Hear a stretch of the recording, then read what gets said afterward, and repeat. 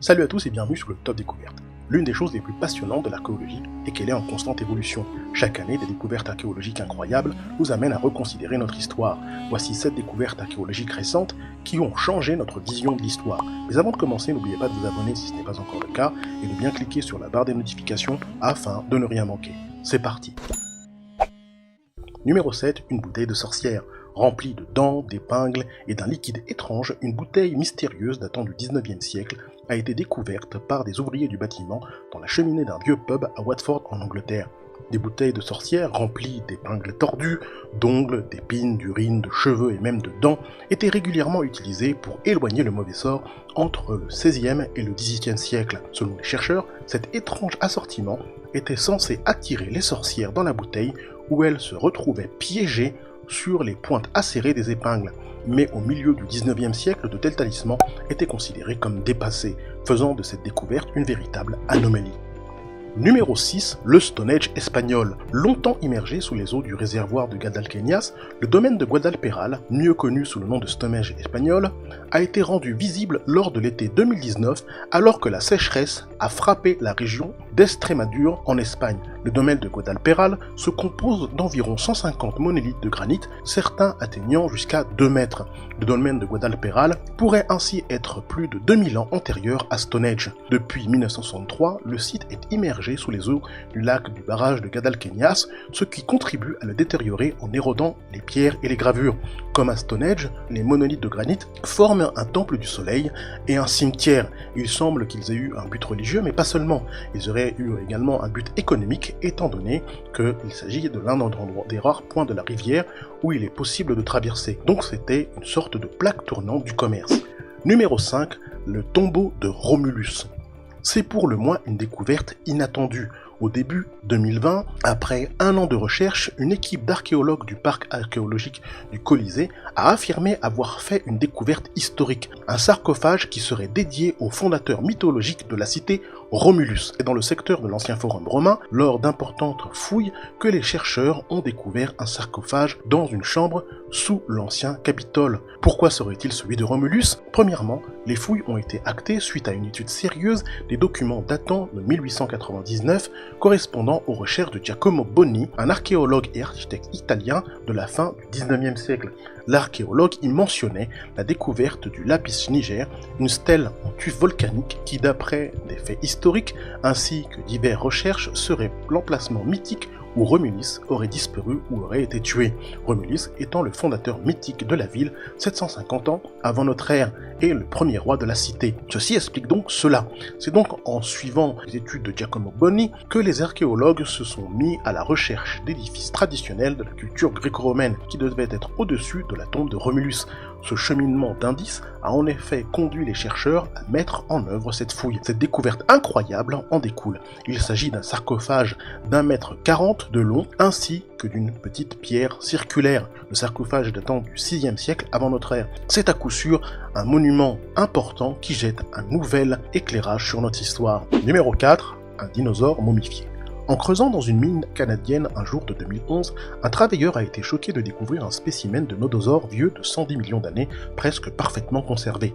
Les paléontologues sont habitués à découvrir des os, des dents fossilisées d'anciens dinosaures, mais il est beaucoup moins courant que la peau et les tissus mous survivent pendant des millions d'années. Ici, les os ne sont pas visibles car la chair et la peau écailleuse sont restées intactes.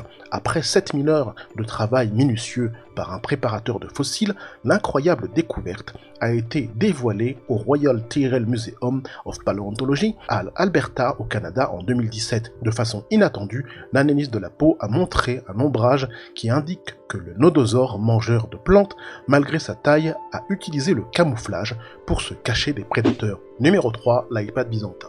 Les archéologues d'Istanbul ont découvert dans l'épave d'un bateau byzantin un coffret en bois qui pourrait être l'équivalent de nos tablettes actuelles. Déjà de par sa taille de 18 cm, cet objet en bois ressemble étrangement à une tablette de 7 pouces. Certes plus épais, cette pièce consiste en 5 cadres rectangulaires superposés recouverts de cire et richement gravés.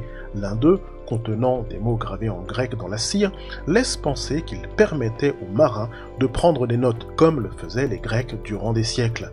Une application primitive a été débusquée dans l'un des panneaux coulissants du fond de l'objet. Petit poids servait probablement à équilibrer un trébuchet permettant de convertir la valeur de monnaie d'échange en évaluant la proportion de métal contenu dans un alliage. Et afin de rendre la tablette transportable, des lanières en cuir passant par de petits trous percés au fond des tiroirs empêchaient ceux-ci de sortir inopinément de leur logement. Selon les scientifiques, ce navire marchand coulé remonte au 9e siècle de notre ère. Il aurait navigué dans la mer Noire en transportant des marchandises depuis le port de Chernozèse, l'actuel Sébastopol en Crimée. Numéro 2. Les pièces mystérieuses d'Okinawa. La découverte initiale n'a pas suscité beaucoup d'excitation.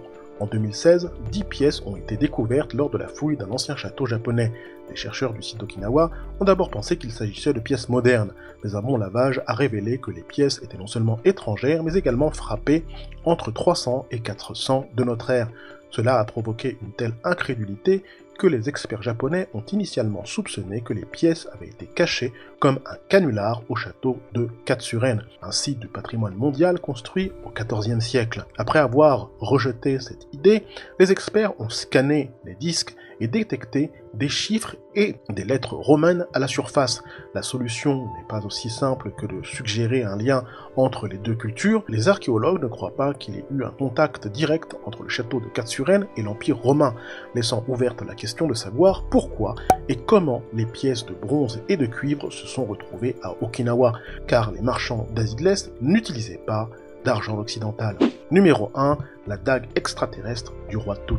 À la mi-2016, les scientifiques ont pu résumer un mystère qui intriguait les archéologues depuis que Howard Carter a trouvé la tombe du roi Toutankhamon en 1922. Parmi les nombreux objets enterrés avec le jeune pharaon, il y avait une dague en fer. C'était inhabituel car la ferronnerie en Égypte il y a 3300 ans était incroyablement rare et le poignard n'avait pas rouillé. Un examen a révélé que le métal utilisé pour le poignard était d'origine extraterrestre. Les niveaux élevés de colbate et de nickel correspondaient à ceux des météorites connus récupérés dans la mer Rouge. Un autre artefact en fer de l'Égypte ancienne a été testé en 2013 et a également été fabriqué à l'aide de fragments de météorites. Les archéologues soupçonnaient ce résultat en raison de textes anciens faisant référence au fer du ciel. Ils pensent désormais que d'autres objets récupérés dans la tombe du pharaon ont également été fabriqués avec le fer de météorites. Voilà qui termine cette liste, j'espère que ça vous a plu, n'hésitez pas à cliquer sur le bouton like et à vous abonner si ce n'est pas encore le cas. A très bientôt.